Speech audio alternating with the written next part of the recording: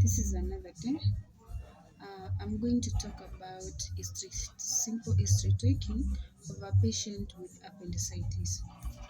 The first step, you have to take the particulars of the patient.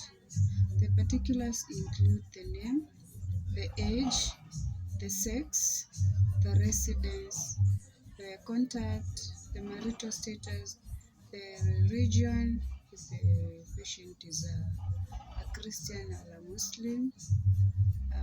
The next step is chief complaints. What brought the patient to the hospital? It is called the CC. For example, the patient came with a history of headache, hotness of the body for about 2 days. Now, the next step is a history of presenting illness.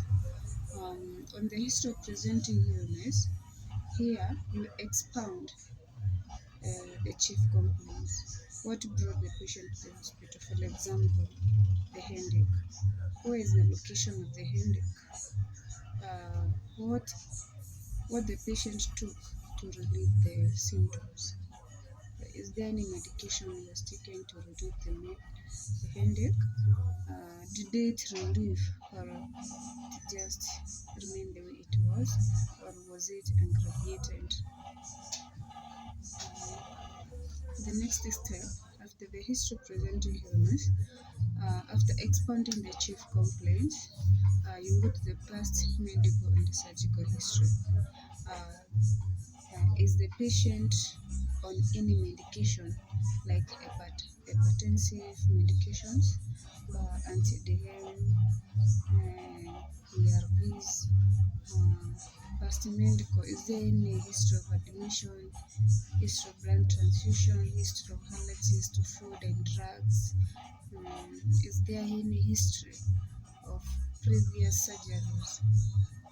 All those you're supposed to indicate in the past medical and surgical history. And if the patient is inpatient, you're supposed to specify, is it the first admission, the second admission, or the fourth admission? Now, we are still on the steps of history taking for a patient with appendicitis. From the past medical and surgical history, you go to the family history and economic history. The family history, you ask about the firstborn. Where was he or she born? Was she born in hospital or at home? Was she born at home or hospital? You still want to know whether the pregnancy was full or was term or not. The weight which the baby was born with, if the patient cried, if the baby cried immediately after the birth, any medication was given. Was supposed to ask about the family history and the number of the child. Is it the second born, third born, or last born? On the socio-economic history, you're supposed to ask what type of work does the patient do, or is he employed by the government, so that you can know whether she will be able to raise the money for the hospital. To cater for his illness. Economically, are they agriculturists? Do they keep livestock? Or what kind of lifestyle do they live? And still in the social history, still you want to know whether the patient drinks the alcohol, or does he or she smoke a cigarette, and if she does, for how long does he or she use them, so that you can calculate the back years and the time taken to the amount of years. From the family socioeconomic history, you do the examination. Examination of the patient. Take the patient to the bed to examine on the general appearance of the patient. You measure, you take the weight of the patient. You look at the general status of the patient. Is she well nourished? How is the hygiene? How is the orientation? How is the status of orientation? Is she oriented to time, place, and person?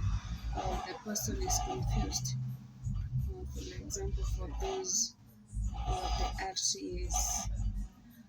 From the general history, you do the hand to toe examination, where you check the hand, the ear, the eye, the nose, and the throat.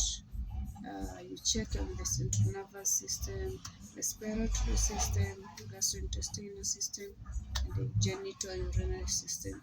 You do the inspection, you do the palpation, you do the percussion, and you do the auscultation, the last one. From there, you take the vitals of the patient. You take the temperature of the patient,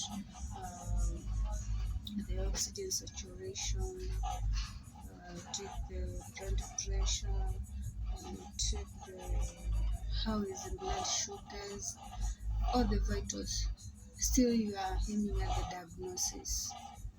After doing the examination, then you do your impression.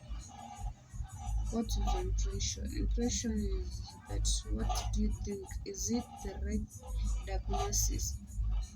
Or you just make an impression? After you make the impression, then you make a plan. And on the plan, you have to do the investigations, both the laboratory and the radiologist, and the radiological tests like X-rays, CT scan, MRIs, all of them like that. Sorry. Now, after investigations on the laboratory and the radiology, you give the treatment according to the investigation you have made and the impression that you made. For example, for my case, for the patient who has appendicitis, you have to do the lab test for the blood. You do the full hemogram, you do the LFTs, you do the ultrasounds to locate to see how severe is inflammation of the appendix.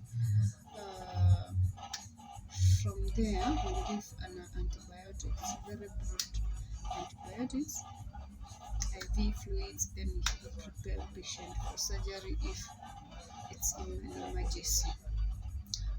So guys, if you like my video, just like, subscribe, comments, and share.